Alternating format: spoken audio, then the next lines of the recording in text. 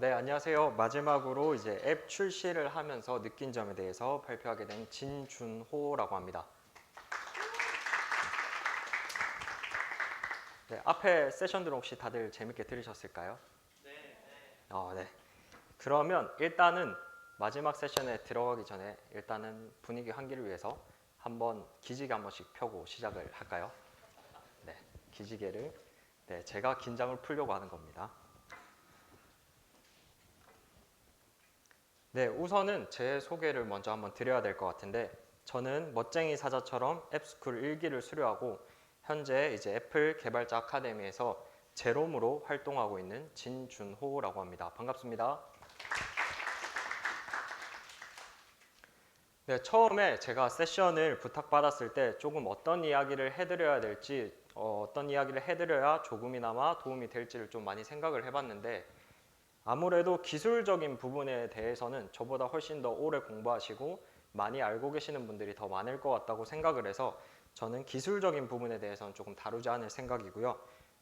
그리고 이번 세션에는 제가 이제 처음 iOS 앱 개발을 배우고 앱을 출시하면서 느낀 점에 대해서 한번 말씀을 드려보려고 합니다. 네, 우선 그렇게 이야기가 되려면 제가 프로그래밍에 입문한 과정에 대해서 살짝만 좀 간단하게 말씀을 드려야 될 것 같은데 우선 저는 비전공자입니다. 네, 그리고 불과 작년 6월까지만 해도 여기 진주에서 가전제품을 판매하던 영업사원이었습니다. 네, 그래서 평소에 사람들이랑 이렇게 이야기하는 거를 제가 워낙 좋아하다 보니까 업무적으로는 엄청 재밌다는 생각을 많이 했는데 아무래도 좀 성장을 하고 있다는 느낌을 전혀 받지 못했어요. 그래서 이제 이직에 대해서 조금 진지하게 고민을 하던 와중에 우연찮게 코딩을 접하게 되었고 스위프트 UI로 앱 개발을 시작하게 되었습니다. 그런데 아무래도 코딩이나 이제 프로그래밍을 처음 접하다 보니까 어려운 점들이 조금 많았습니다.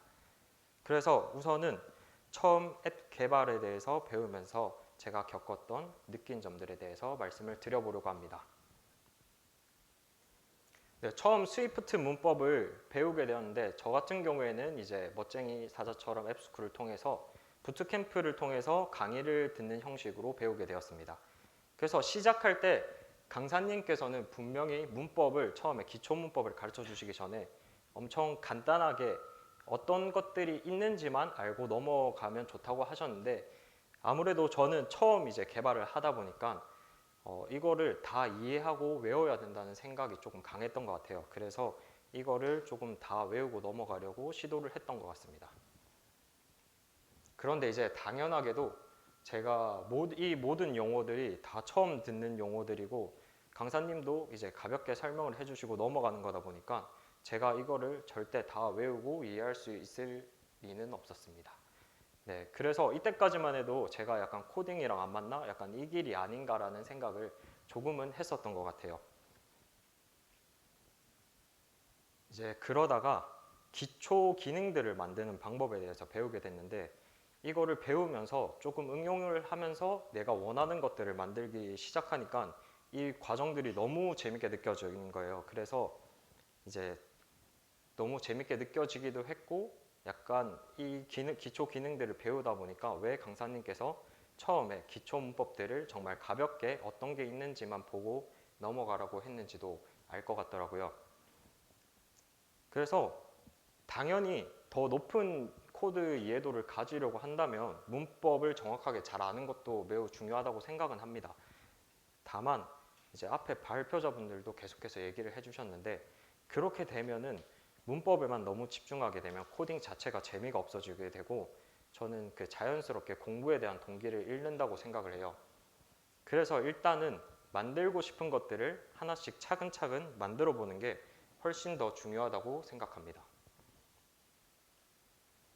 네, 그래서 그렇게 하나씩 만들다 보면 이제 처음 기능들을 쓰다 보면 이거는 왜 이렇게 만들어졌지? 이거는 왜 이렇게 작동을 하지에 대해서 자연스럽게 궁금증이 생기더라고요. 그래서 그것들을 찾아보면서 문법을 조금 더 깊게 공부하는 과정을 자연스럽게 거칠 수 있었고 그렇게 하다 보니까 조금씩 실력이 쌓이는 거를 이제 스스로도 조금 느끼게 되었습니다.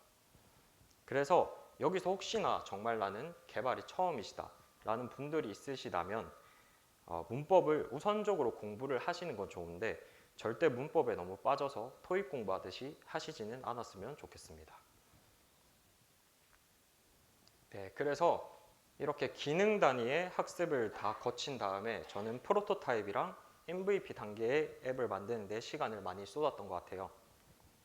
이렇게 보시게 되면 정산을 이렇게 해주는 앱도 한번 만들어 보고, 애플트리라고 하는 iOS 개발자 커뮤니티 앱도 한번 만들어 보고, 동기부여를 위한 SNS 앱도 만들어 봤습니다. 그래서 처음에 기능 단위의 코드만 공부하다가 이제 처음 앱다운 것을 이제 만들어 봤을 때 너무 재미가 있어서 이 프로토타입이랑 MVP 단계를 만드는데 제 거의 모든 시간을 다 할애를 했던 것 같아요. 그래서 이렇게 프로토타입이랑 MVP 단계 앱을 거의 일주일에 하나 아니면 2주에 하나 정도씩은 계속 이것저것 막 만들어 봤던 것 같아요. 근데 지금 보시게 되면 약간 정상적으로 생기긴 했지만 이미지 더미도 많고 정상적으로 작동이 안 되는 기능들도 많습니다. 그래서 그러면 이렇게 더미를 사용하고 정상적으로 작동이 되지 않는 기능들을 넣은 앱들을 계속 만드는 건 별로 도움이 되지 않나 라고 생각을 하실 수도 있어요. 네, 물론 그럴 수도 있습니다.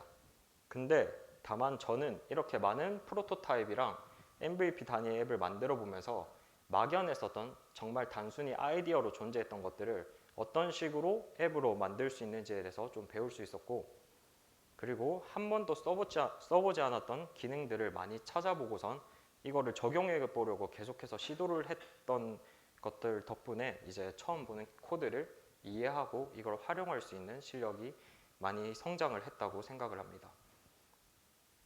네, 그래서 혹시나 처음으로 이제 앱을 만들어 보려고 하시는 분들이나 아니면 또 기획을 어떻게 해야 될지 조금 막막하다고 생각하시는 분들은 이렇게 프로토타입이나 최소 기능 단위의 앱들을 여러 가지 이것저것 만들어 보시면 조금은 이런 부분에 대해서 감을 잡으실 수 있을 거라고 생각합니다. 네, 그래서 이렇게 어려웠던 과정들을 거친 후에 제가 이 성장들을 바탕으로 해서 첫 앱을 출시하면서 겪었던 어려운 점들이나 느낀 점들에 대해서 이제부터 한번 얘기를 드려보려고 합니다. 혹시 여기 이제 iOS 앱 개발을 혹시 해보신 분 계신가요? 뭐 꼭 출시를 안 하셨더라도. 혹시 그러면 그 앱을 개발하는 과정에서 어떤 부분이 제일 어려우셨는지 좀 여쭤봐도 될까요? 저는 기획하고 아이디어를 화면으로 옮긴 다음에 어떻게 하면 데이터를 잘 전달할 수 있지를 고민하는 게 좀 어려웠던 것 같습니다. 기획 단계에서 이제 넘어가는 부분. 네, 혹시 또 좀 자기는 나는 이 부분이 어려웠다. 한번 간단하게 얘기해 주실 분 계신가요? 안 계신가요? 네, 뭐 이런 어려운 부분은 아무래도 사람마다 다들 좀 많이 다르게 느끼실 거라고 생각을 해요. 그래서 저는 오늘 제가 겪었던 어려웠던 점을 또 신경 써야 되는 부분들, 이런 부분들에 대해서 한번 얘기를 해보려고 하는데, 우선은 첫 번째로 기획 단계에서의 어려움과 중요성입니다. 저는 개인적으로 제 생각으로는 앱의 완성도를 가장 이제 좀 많이 판가름할 수 있는 부분이 기획 단계라고 생각을 합니다. 아마 출시를 여기서 해보신 분들은 좀 아시겠지만 내가 생각해도 정말 잘 만들었다고 생각한 앱들이 막상 시장에 출시되었을 때 별로 반응이 없었던 경험을 다들 아마 한 번쯤 겪고 계실 겁니다. 만약에 내가 출시를 했는데 이게 바로 이렇게 빵 뜨는 경우가 있으시다면 그분은 네, 길을 아주 잘 선택하신 것 같고요. 그래서 또 개발을 이제 진행을 하다 보면 앱의 이제 제일 처음 이 앱을 만들려고 했던 목표랑은 조금은 다르게 개발이 진행되는 부분도 있을 겁니다. 저도 이제 출시를 메모라이징이라는 이제 암기장 앱을 출시를 해봤는데 이거를 출시를 하면서 한번 돌아봤을 때 우리가 가장 많이 고민하고 신경을 썼어야 되는 부분이 기획 파트이지 않았나라는 생각을 조금 많이 했었습니다. 그래서 기획 단계에서 많이 고민을 하지 않으면 앱의 목적과는 정말 다른 앱이 만들어질 수도 있고 네, 정말 앱의 목적과는 다른 앱이 만들어질 수가 있기 때문인데, 그래서 앱을 만드실 때 기획 단계에서 가장 많은 고민을 하고 한 번 더 짚고 넘어가 보시는 걸 추천을 드립니다. 네, 보시게 되면 아까 전에 말씀드렸던 메모라이징이라는 앱에 대해서 간략하게만 좀 설명을 드리자면 이제 사용자가 암기장을 등록을 하고 그걸로 반복 학습을 할 수 있고 또 이 암기장들을 그 마켓에 올려서 다른 사람들과 공유를 할 수 있는 앱인데 아무래도 그 개인이 등록을 하고 학습을 하는 메모장이랑 저희 같은 경우에는 이제 마켓에 올릴 수 있는 메모장이 두 가지로 이렇게 나눠져 있었어요. 그런데 이거를 제일 처음에는 기획을 조금 많이 빠르게 하고 넘어갔기 때문에 단일 모델을 활용해서 이 두 가지를 다 만들려고 했었습니다. 그러다 보니까 서로 필요 없는 데이터들까지 같이 공유를 하게 되면서 이게 데이터가 불필요한 데이터들이 쌓이게 되는 문제가 있었어요. 그래서 결국에는 모델을 아예 두 개로 분리하게 되었고 이러한 과정에서 시간을 엄청 많이 할애하게 되었습니다.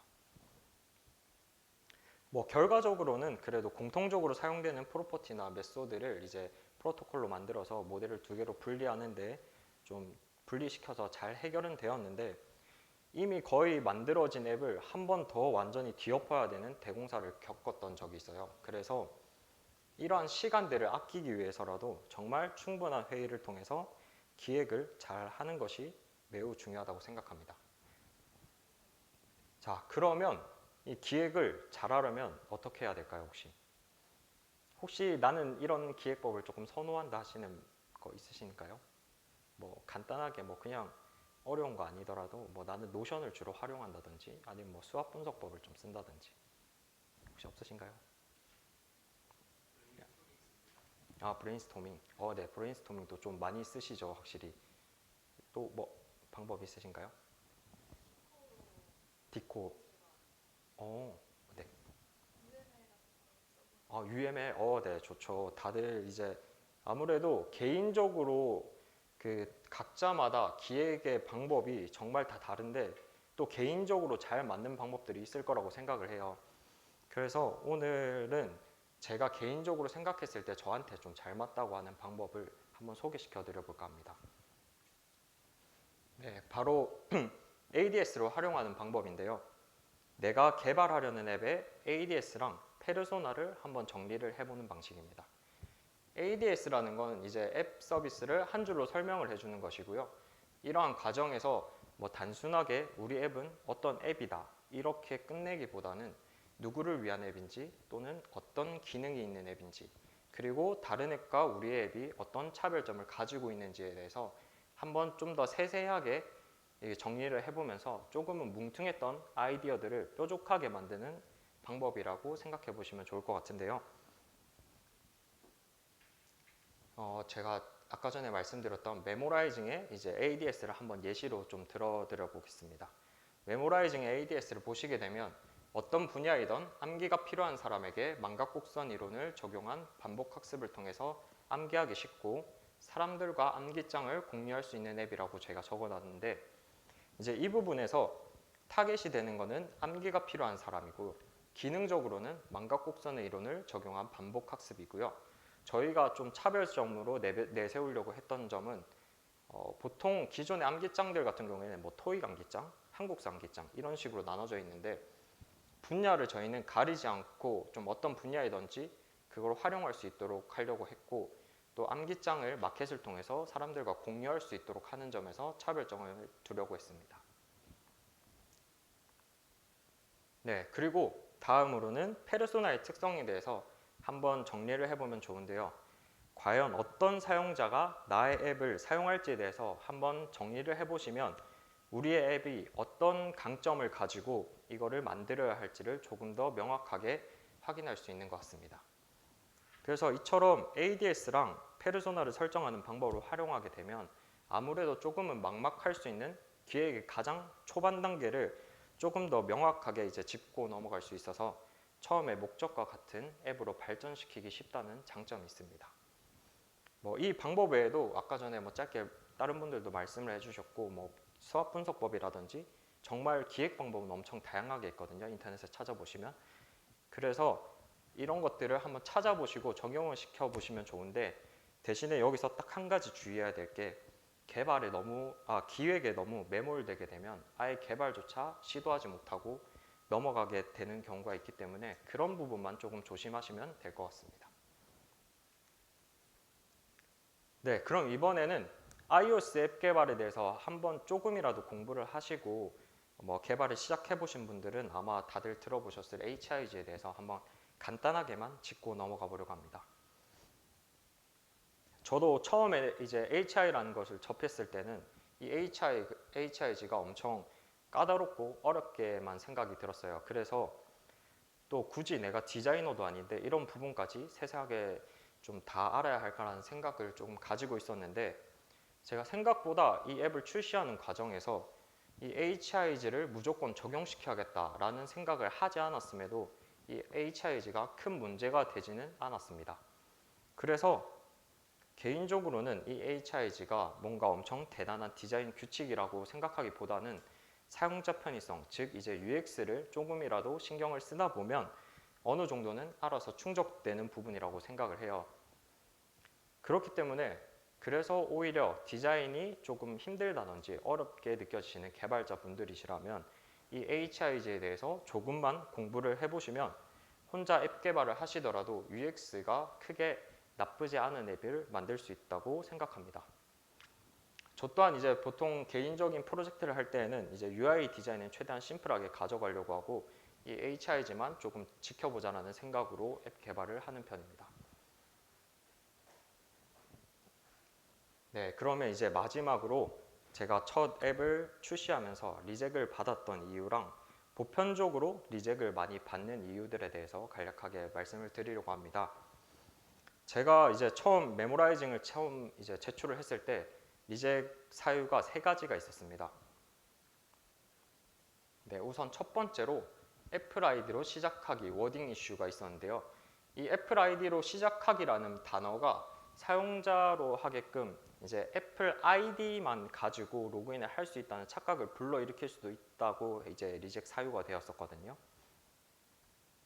그래서 이거를 이제 애플로 로그인으로 이제 단어를 수정을 하고 혹시나 이제 애플 로그인이 2번째 있어서 이 사람들이 리젝을 준 게 아닐까라는 생각을 해서 이것도 제일 최상단으로 조금 올리게 되었습니다. 네, 근데 이 부분이 HIG에 명시가 되어 있어요. 그래서 HIG에 명시가 되어 있는 부분인데 저희의 확인이 조금 미흡해서 발생하긴 했는데, 또 개인적으로는 이 정도로 HIG를 세세하게 체크하시기보다는 일단은 먼저 제출을 하시고 리젝을 한번 받아보는 걸 경험을 해보시는 것도 매우 좋다고 생각을 합니다.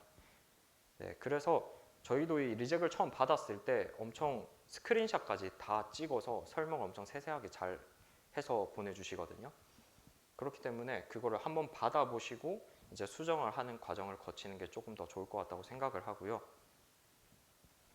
다음으로 이제 2번째는 회원가입 후에 이제 아이디, 닉네임을 추가로 받는 뷰가 있었어요, 저희가 원래. 근데 이거 같은 경우에 로그인, 소셜 로그인을 저희는 소셜 로그인으로만 로그인이 되도록 해놨는데, 소셜 로그인을 하게 되면 이 아이디나 닉네임, 이름 값들을 정보를 받아올 수가 있어요. 근데 이제 저희 같은 경우에는 이걸 중복해서 뷰를 넣어놨기 때문에 리젝 이유가 되었던 거고요. 그래서 저희도 이제 회의를 거친 결과 이 뷰가 별로 필요가 없다는 생각을 해서 이 뷰를 삭제하는 것으로 이제 해결을 할 수 있었습니다. 그래서 확인을 해보니까 애플 같은 경우에는 뭐 활용성이 거의 없다던가 아니면 꼭 그 앱에 필요하지 않은 사용자의 정보를 우리 앱에서 받아오는 거를 별로 좋아하지 않더라고요. 그래서 앱을 이제 제출하시기 전에 사용자에게 뭔가 정보를 받아오는 부분이 있다고 하시면 이 사용자 정보가 꼭 우리 앱에 필요한 건지를 한번 더 생각을 해보시면 리젝을 당할 확률을 조금이나마 줄일 수 있다고 생각을 합니다. 네, 그리고 마지막으로 메모라이징 앱에 이제 저희는 그 마켓의 거래를 위해서 유저의 포인트가 존재하는데, 이 유저가 포인트를 얻을 수 있는 방식들에 대해서 설명을 요구하는 게 리젝이었습니다. 근데 이 부분은 저희가 앱을 다시 제출을 하면서 앱스토어 커넥트에 이제 메일 형식으로 이렇게 작성을 해서 보냈더니 이제 해결이 되었고요. 그래서 이처럼 꼭 UI나 UX에 대해서 뭔가 수정을 요구하는 리젝이 아니더라도 그쪽에서 확인을 했을 때 궁금한 점이 있으면 이거를 리젝 사유로 물어보는 경우도 있었습니다. 그래서 제가 받았던 리젝은 이렇게 총 3가지였고요. 이외에도 리젝을 많이 받는 이 사유들에 대해서 간단하게 좀 설명을 드리자면, 소셜 로그인 기능이 포함되어 있는데 애플 로그인이 빠져 있으면 이제 리젝을 당할 확률이 매우 높습니다. 그리고 두 번째로, 유저가 컨텐츠를 등록할 수 있는 앱에 이제 신고 기능이 없게 되면 리젝을 당할 확률이 조금 매우 높은데, 예를 들자면 이제 인스타그램 같은 경우에 사용자가 피드를 올리는 방식으로 이제 운영이 되는데, 이럴 경우에 그 사용자가 올린 피드에 대해서 신고 기능이 없게 되면 이제 리젝을 받을 확률이 매우 높다고 합니다. 그리고 세 번째로, 인앱 결제가 들어가는 앱인데 이제 뭐 무통장 입금을 한다든지 아니면 우회로로 결제를 유도할 경우에는 앱이 심할 경우에는 이제 경고를 먹고 스토어에서 아예 내려갈 수도 있다고 합니다. 그래서 이 밖에도 리젝 사유가 엄청 다양하긴 한데, 저는 리젝을 너무 생각하시지 말고 우선은 내가 생각했을 때 큰 문제가 없다고 생각을 한다면 한 번 정도는 앱을 제출해서 먼저 심사를 받아보고 이거를 수정을 해서 다시 제출해보고, 만약에 통과가 된다면 계속해서 지속적으로 업그레이드를 하는 방식으로 조금 버전업을 해서 앱을 조금 더 활용적으로 만들 수 있는 방법이 더 좋다고 생각합니다. 실제로도 제 주변에도 보면 리젝 때문에 리젝이 좀 두려워서 제출을 좀 망설이고 있다가 나중에 막상 제출을 하니까 리젝이 거의 없거나 바로 한 번에 심사가 통과된 경우도 굉장히 많이 봤거든요. 그래서 이 리젝에 대해서는 너무 또 이렇게 안 당하려고 하시지 마시고, 저 같은 경우에도 처음에는 이제 심사가 엄청 까다로울 것 같다고 생각을 많이 해서 팀원들이랑 정말 약간 어떻게 보면 쓸데없는 디테일까지 정말 다 닦고 가려고 하다 보니까 처음에 계획보다 이 제출을 하는 게 많이 늦어졌는데, 막상 앱을 출시하고 나서 이제 들었던 생각이, 차라리 최소 기능 단위로 앱이 완성이 되었을 때 한번 심사를 받아보고 만약에 리젝을 당한다면 그냥 그거에 대해서 수정을 해서 다시 내면 되고, 통과가 되게 되면 그 이후에는 버전업을 통해서 이 앱을 갖고 가면 되는 겁니다.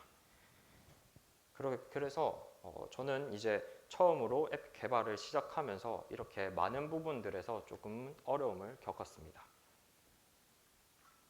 네, 이렇게 정말 이제 어렵게 공부하고 열심히 만들었는데, 아까 제가 말씀드렸던 메모라이징 앱은 아직까지 시장에서 좀 반응이 없는 편입니다. 네, 그래서 어떻게 보면 이게 당연한 일입니다. 아직까지 뭐 좋은 앱이 되기는 한참 멀었기도 하고 홍보조차도 제대로 되지 않아서 당연한 일이긴 한데, 그래도 또 열심히 개발을 했는데 막상 시장에서 반응이 없으니까 힘이 조금 빠지기도 했었습니다. 그런데 그럼에도 저는 지금도 계속해서 앱 개발을 시도하고 있습니다. 그래서 그 이유 같은 경우에는 저도 이제 앞에 발표자분들도 공통적으로 다들 얘기해 주셨는데, 이 모든 과정들이 저는 정말 재밌게 느껴졌기 때문입니다. 아마 여기 앉아 계시는 분들도 다들 저는 비슷할 거라고 생각을 합니다. 다들 이제 처음 이 앱을 만들어 보면서 재미를 느꼈기 때문에 여기 컨퍼런스도 참여하시고 계속해서 공부를 이어나가시는 거라고 생각을 해요. 그래서 이제 앞으로도 앱을 개발하시다 보면 저도 그렇고 여러분도 그렇고 좀 많은 부분에서 어려움들이 아마 있을 겁니다. 그런데 그렇더라도 항상 이제 처음 만들면서 느꼈던 재미를 잃지 않고 계속해서 도전해 보시길 바랍니다. 네, 이상으로 제가 준비한 이야기는 여기까지고, 혹시 저한테 궁금하신 점 있으시면 질문을 해주시면 되거든요. 뭐 오늘 발표에 대한 이야기가 꼭 아니더라도 뭐 개인적인 궁금증이나 이런 것도 여쭤봐도 됩니다. 네. 아까 모델 분리하시는 부분을 설명해 주셨는데 네. 분리된 모델을 가지고 내부 저장소에다가 저장을 하는 방식이에요. 그게 저희 같은 경우에는 이제 본인이 올린 암기장을 반복 학습하는 부분은 코어 데이터로 이루어져 있어요. 그리고 파이어베이스에 이제 백업본만 저장하는 방식으로 해놓고, 마켓 같은 경우에는 아무래도 유저 간의 거래나 이제 유저 간의 공유가 필요하다 보니까 마켓 거래 부분은 아예 완전 파이어베이스에서만 구동이 되고 있습니다. 네. 네.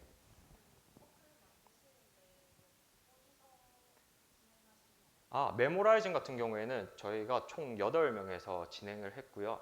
그래서 각자 조금 분업을 하는 과정도 있었고, 조금 인원수가 8명이면 그래도 적지 않은 편이어서 네, 좀 분업에서 많은 어려움을 겪기도 했는데 정말 좀 재밌게 진행은 했었던 것 같습니다. 네.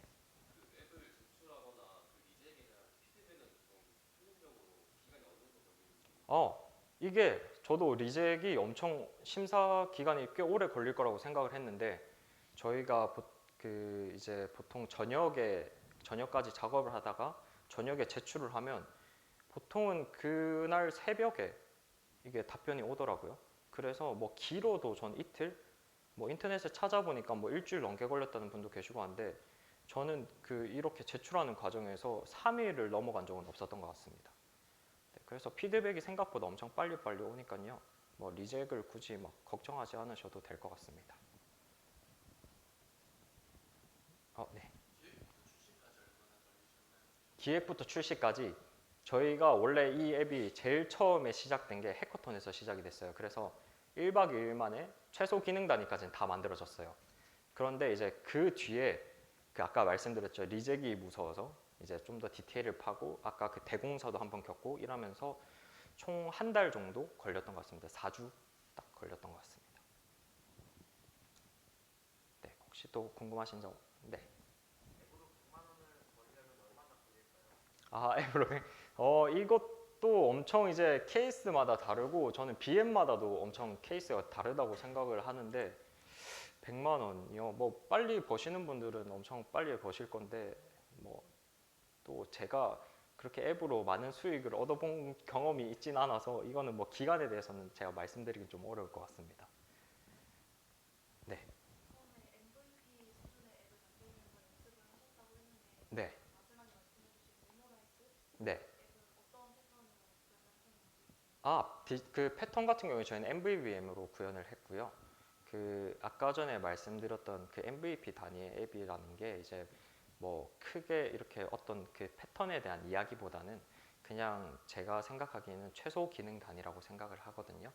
그래서 이 앱이 이제 기본적으로 동작할 때에 크게 이제 막 중요 기능들만 다 들어가 있으면 저는 그 정도 단계라고 생각합니다. 네. 질문 이제 더 이상 없으시면 네, 오늘 제가 이 발표를 준비하는데 저도 이제 이런 세션 자리에서 발표를 하는 게 오늘이 처음이거든요. 그래서 조금 나름대로 열심히 이제 준비를 한다고 하긴 했는데 아마 좀 많은 부분에서 미흡했을 것 같습니다. 그런데도 이제 다들 이렇게 앉으셔서 질문도 많이 해주시고 이야기 잘 들어주셔서 감사합니다.